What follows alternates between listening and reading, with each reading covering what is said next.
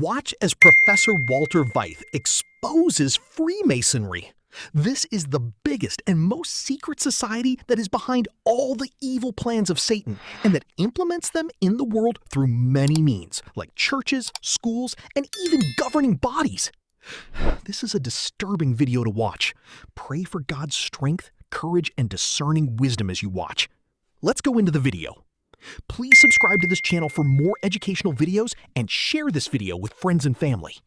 What if you were to find out that the greatest preachers in the world are 33-degree Freemasons? How would you react? How would you react if you found out that the politicians of the world are 33-degree Freemasons, the highest politicians in the world? How would you react?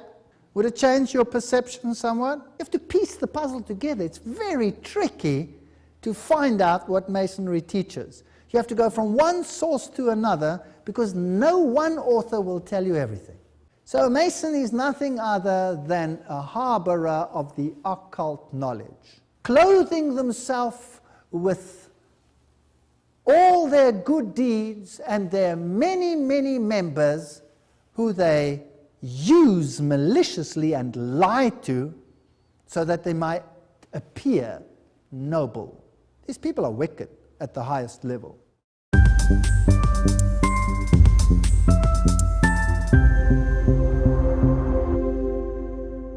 So tonight we're going to have a look at Freemasonry and look behind the scenes as to what it really entails. Because most Freemasons, like in all secret societies, are fully unaware of what happens behind the scenes. Now, I'm going to quote tonight from the very, very best sources. I'm not going to use any hearsay. I'm not going to use thus said so-and-so and so-and-so about so-and-so through so-and-so.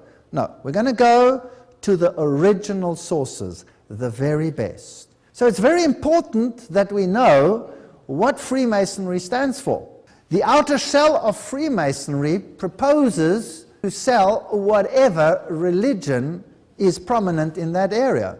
So for example, if you're living in a Muslim country and you belong to Freemasonry, then the religion that is propagated at the level of the people and at the lower level of Freemasonry will be Islam. If you are living in a Jewish environment, then of course the religion will be Judaism.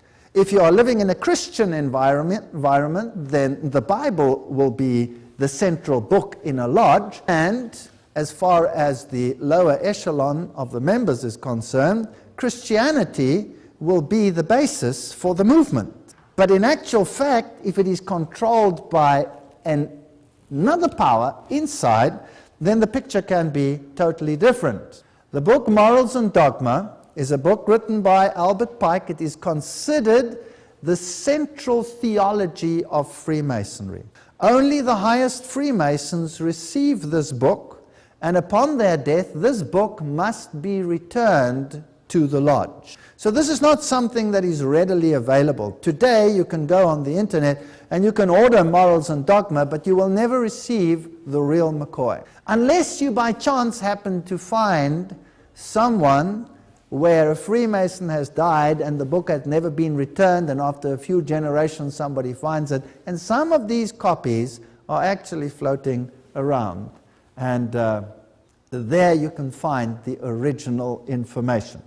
In my own case, I have many documents because my father-in-law was very, very high up in these issues, and when he died, I obtained a fair amount of information that would probably not be available to most people. And in my researches for many, many years, I searched for the original documents so that we can have it out of the horse's mouth.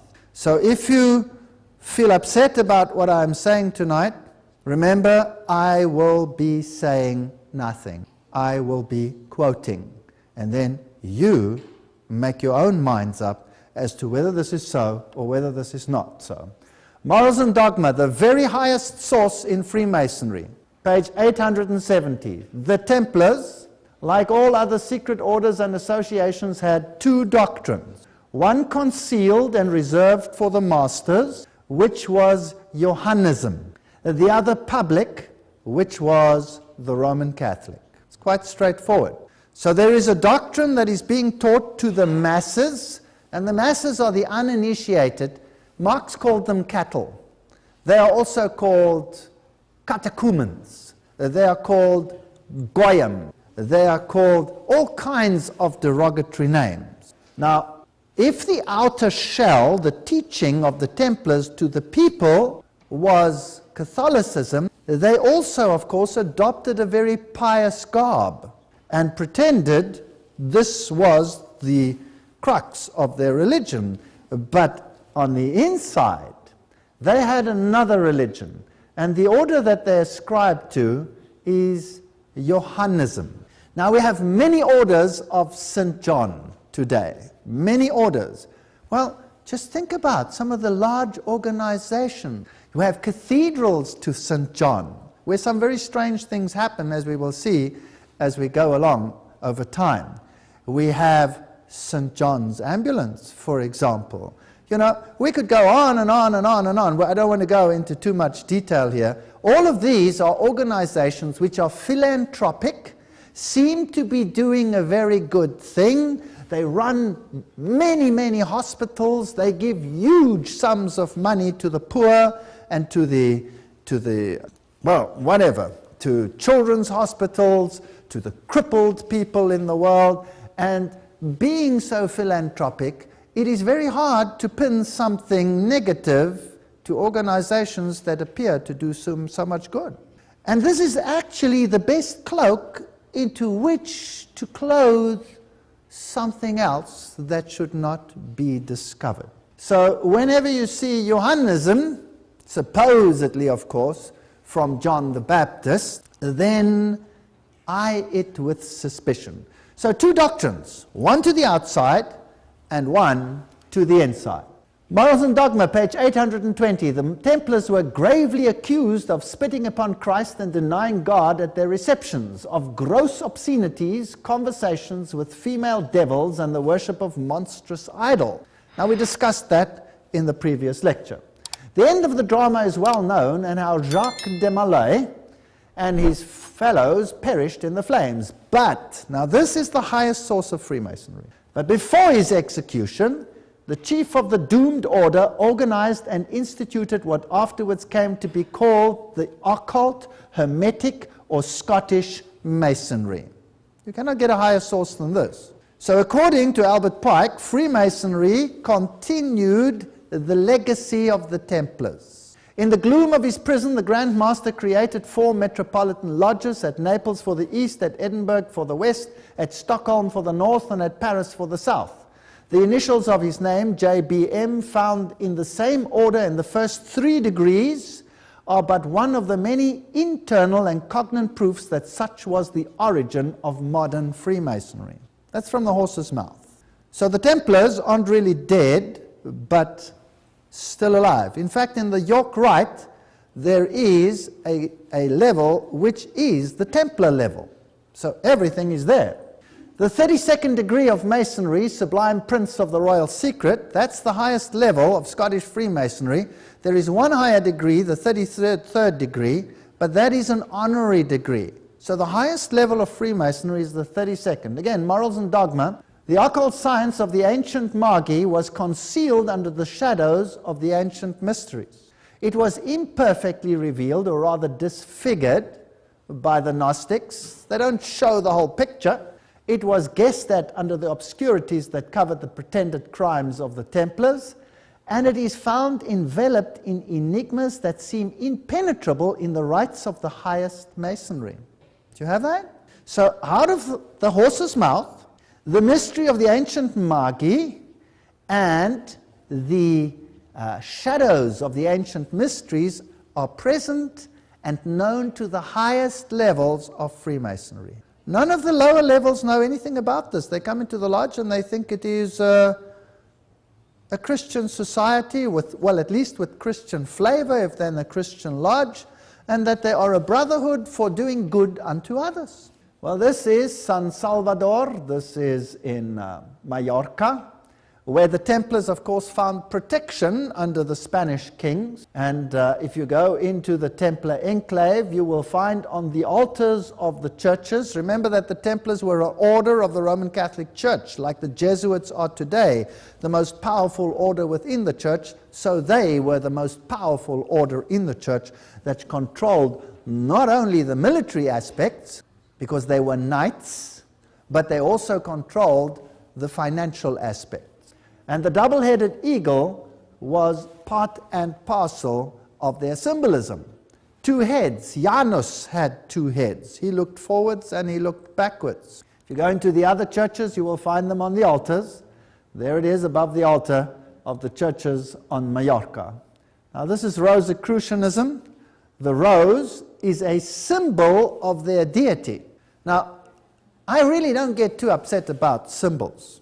If I had to be upset about every symbol, I would have to throw everything out of my house or anything that is manufactured because they all have the symbols on them. We are living in this world, but we don't have to be part of this world. And we can do things whether there's a symbol on or not, because obviously a symbol means nothing. But it's just interesting to know. It's like reading another language. Well, here are some of the occult teachings of Rosicrucianism, where you have the zipharots, the levels that you can attain to, and this is pure Kabbalism.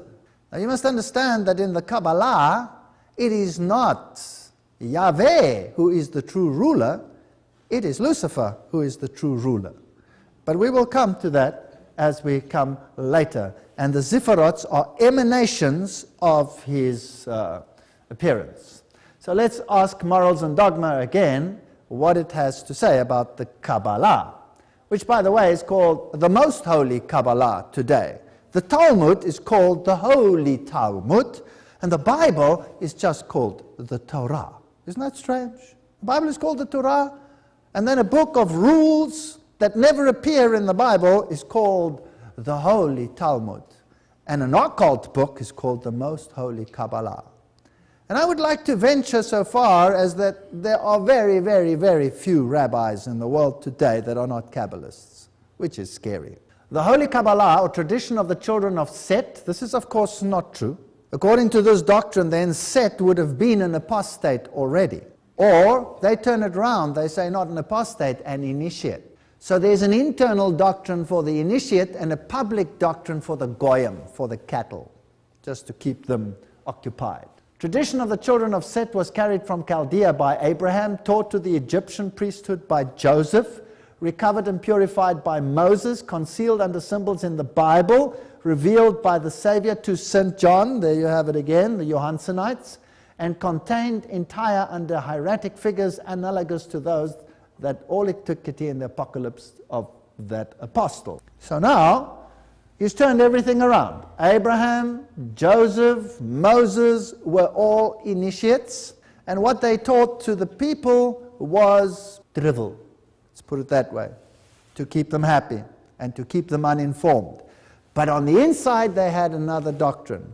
Now that's of course not true, because Moses wrote the Torah. And everything they believe is the opposite of what the Torah teaches. And the Kabbalah, that book, turns the Torah upside down and makes it occult. The 3 great lights of the lodge are symbols to us of the power, wisdom, and beneficence of the deity. They are also symbols of the first 3 Sephirots, emanations of this deity, according to the Kabbalah. So the Kabbalah is very, very central in this story. We read on. Every Masonic lodge is a temple of religion, although they are told that it is not a temple of religion. Here, Morals and Dogma says it is a temple of religion, and its teachings are instructions in religion. This is true religion revealed to the ancient patriarchs. Now we've seen that they've turned the ancient patriarchs upside down into occultists in order to sell this to the people, of course, which Masonry has taught for many centuries and which it will continue to teach as long as time endures. Okay, thank you. Let's ask some questions, and we'll ask Masonry to answer it. And the sources we will use are only the highest Masonic writings. And the the Freemasons that will be asked to give answers will be of only the very highest degree. So Albert Mackey, he wrote the Encyclopedia of Freemasonry. You cannot get a better source than that. Most of the best lodges, the greatest lodges, have the Encyclopedia of Freemasonry. And he was a 33-degree Freemason, which means he was an initiate. Is Freemasonry a Christian organization? If Freemasonry were simply a Christian institution, the Jew, the Muslim, the Brahmin, the Buddhist could not conscientiously partake of its illumination. So it's not a Christian institution. So why is the Bible there? It's there as a symbol, as we saw, of the first three Sephiroths. Is it Christian? Freemasonry is not Christian, nor a substitute for it. Well, what is it then? Morals and dogma. Rejecting all the wild and useless speculations of the Zendavesta, the Kabbalah, the Gnostics, and the schools are the religion and philosophy of Masonry. You cannot get it plainer than that. So in other words, the Kabbalah is the religion of Masonry. But the Kabbalah is used in such a way that the people believe that what they believe is what's in the Bible. Masonry is a search after light. The search leads us directly back, as you can see, to the Kabbalah. In that ancient and little understood medley of absurdity and philosophy, the initiate will find the source of many doctrines. All truly dogmatic religions, that includes Islam, Buddhism, Hinduism, all of them, have issued from the Kabbalah and returned to it everything scientific and grand and the religious dreams of all the Illuminati, the ones that are illuminated. This is Luciferian language. Jacob Boehme, Swedenborg, St. Martin and others is borrowed from the Kabbalah. All the Masonic associations owe to it their secrets and their symbols. Straightforward. There can be no doubt about these issues. The true Mason is therefore not creed-bound, cannot say he's a Christian or a Muslim or a Jew. He realizes with the divine illumination of his lodge that as a Mason his religion must be universal. Christ, Buddha or Muhammad, the name means little, for he recognizes only the light and not the bearer. He worships at every shrine, bows before every altar, whether in the temple, mosque or cathedral, realizing with his truer understanding the oneness of all spiritual truth. That's Manly Palmer Hall, the lost keys of Freemasonry. Can you see where World Council of Churches could come in with something like this? Joining all the religions together? Does it start to make a little sound, a little ring a bell or whatever? Well, let's continue.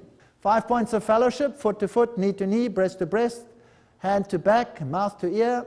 These are identical to those used in the Druidic rite of witchcraft, and very similar to those used in other rites such as the Gardenian, Alexandrian rites. Now, Alexandria, that's where the occult knowledge was maintained. It was maintained in Alexandria and in Rome. Everything else in between was destroyed. We'll come to that a little later. There where Christianity flourished, it no longer exists. Islam exists there. And from Alexandria and later from Rome emanated the new religion. Passing a secret name or chant from mouth to ear is ancient magical practice reflected in the Hebrew word Kabbalah. So it's a secret religion. Now, why is the King James Bible on the altar? Masonry has nothing to do with the Bible. It is not founded upon the Bible, for if it were, it would not be Masonry, it would be something else. The Digest of Masonic Law, page 207 to 209. So it's not the Bible. The Bible is there as a what? As a symbol.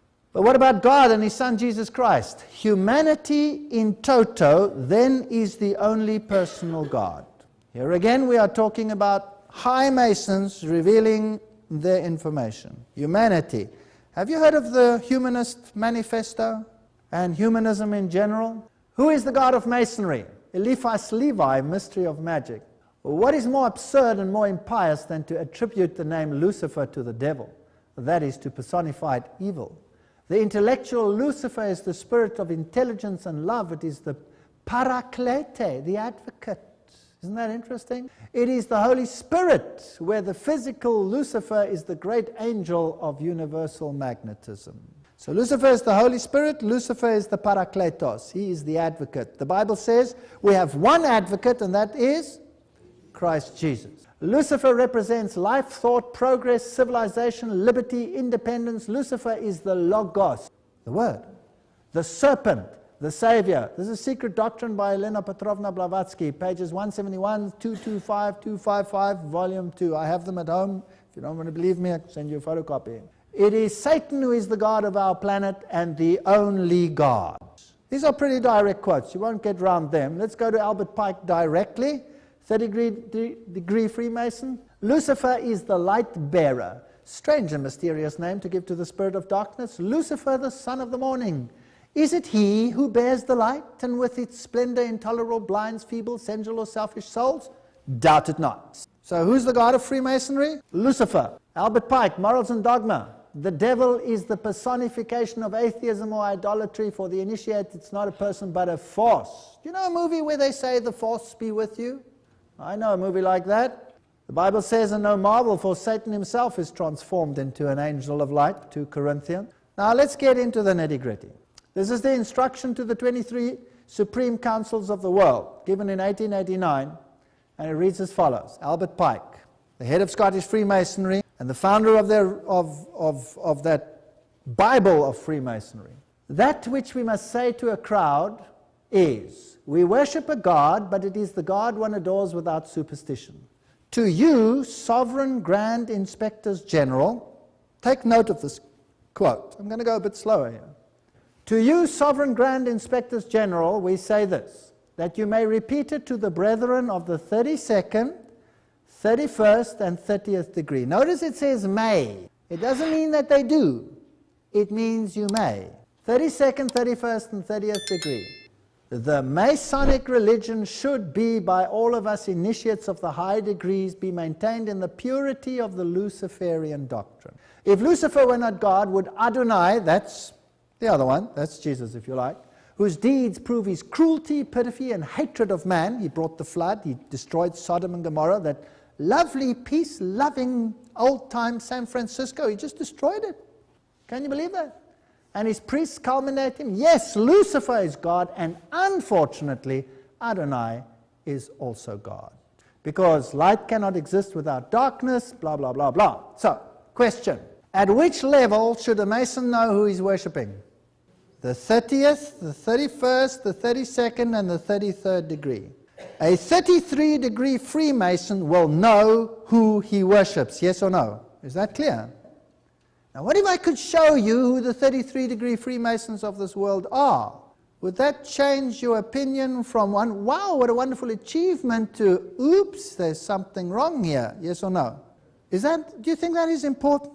What if you were to find out that the greatest preachers in the world are 33-degree Freemasons? How would you react? How would you react if you found out that the politicians of the world are 33-degree Freemasons, the highest politicians in the world? How would you react? Would it change your perception somewhat?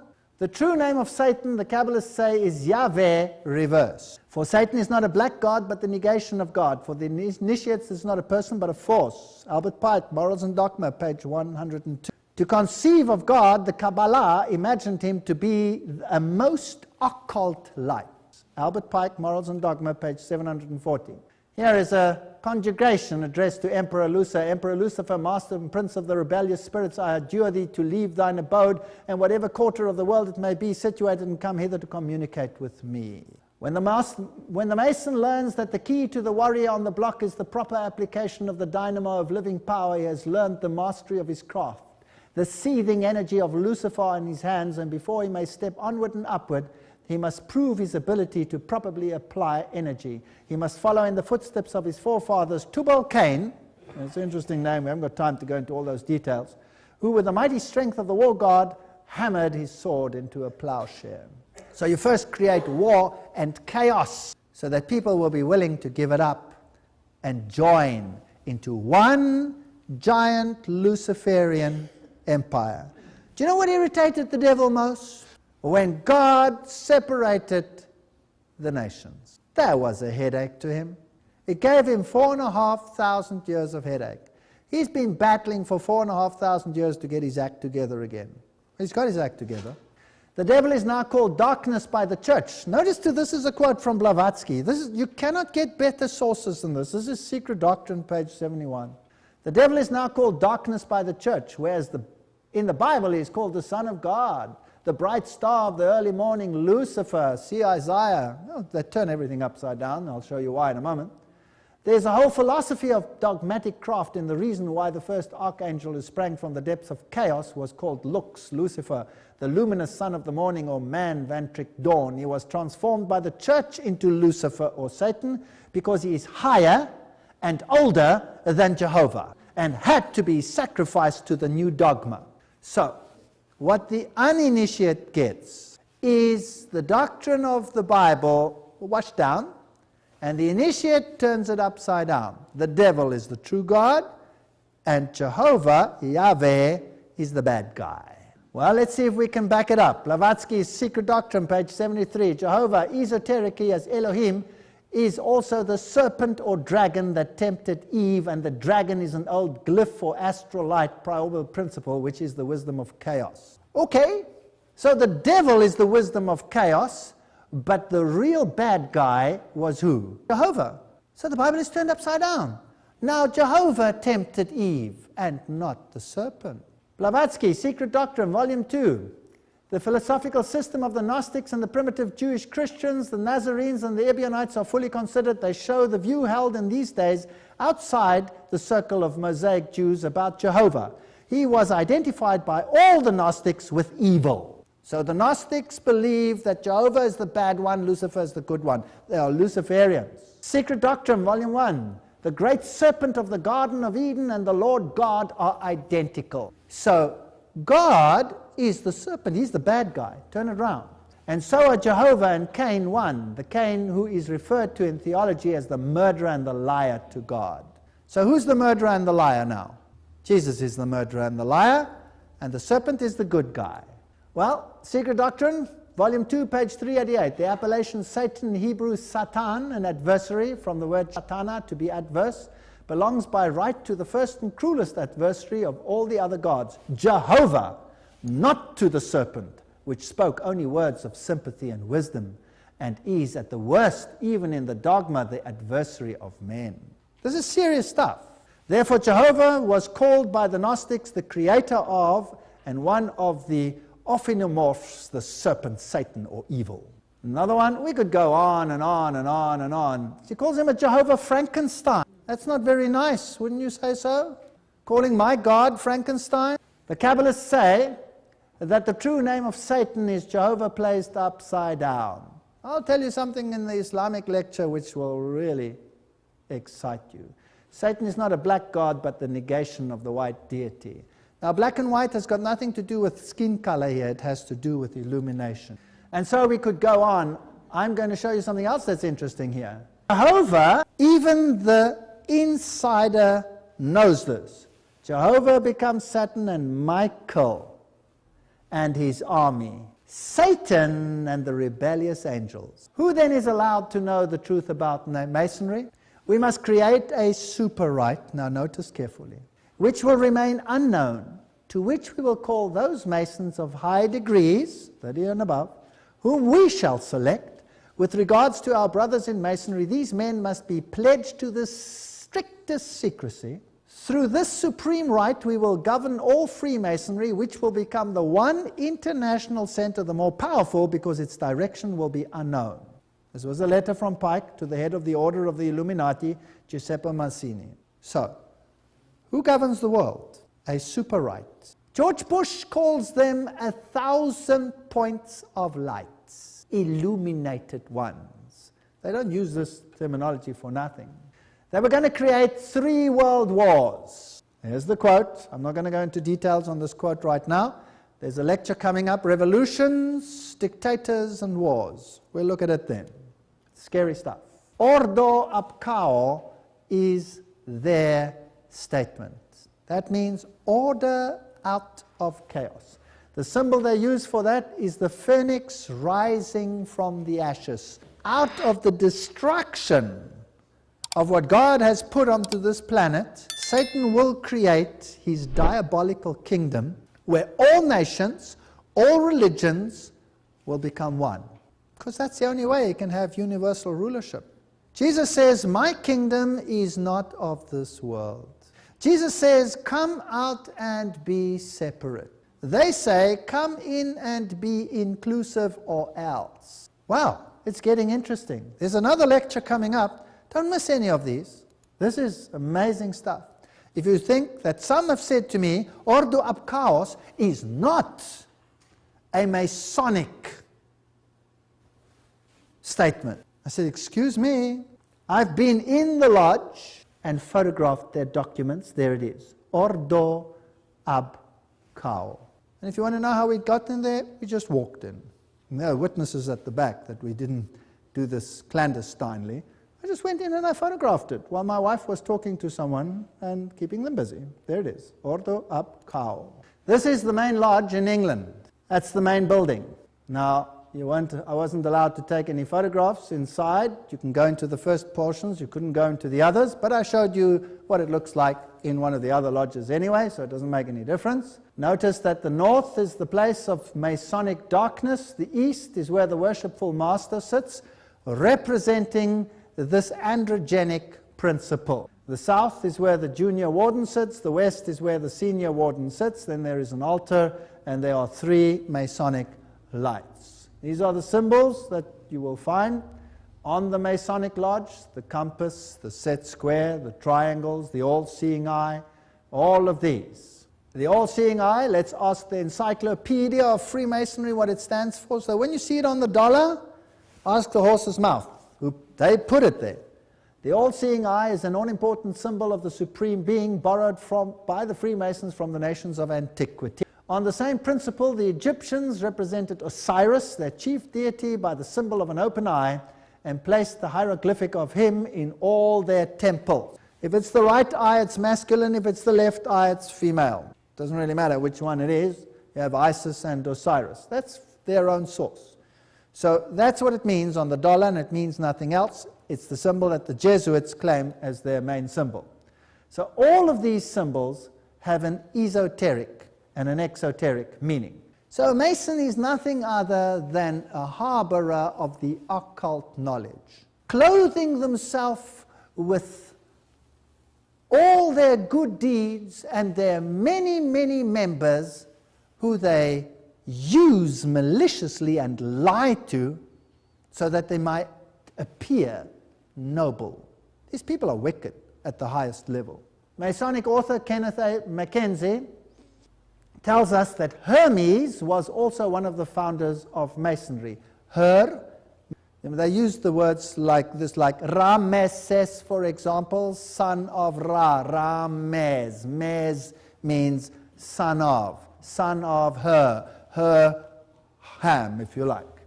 Elena Petrovna Blavatsky links Hermes and Satan together. So you have to piece the puzzle together. It's very tricky to find out what Masonry teaches. You have to go from one source to another because no one author will tell you everything. The Bible says in Ephesians 5:8-14, "For you were once darkness, but now you are light in the Lord. Live as children of light, for the fruit of the light consists in all goodness, righteousness, and truth, and find out what pleases the Lord. Have nothing to do with the fruitless deeds of darkness, but rather expose them." I think we did that tonight. I don't want anything to do with it, but to expose it is necessary. For it is shameful even to mention what the disobedient do in secret, but everything exposed by the light becomes visible, for it is light that makes everything visible. What a beautiful word of God we have. No hidden agendas. Jesus says, I have done nothing in secret. I love the God of the Bible. And the mere fact that I am still alive shows that God is almighty. What a wonderful God we serve. What a kind God we serve. I would not want to give up serving Him for all the satanic wealth of this world. What does it mean? It means nothing. Jesus is coming soon, and the kingdom of darkness will have had his shot, and it will walk over the blood-stained earth that it has marauded and tortured for the centuries and centuries in wars and battles. But the Word of God has remained through all that time. The Word of God stands like a rock the last thing that stands in his way. What a war he has fought against the Word of God.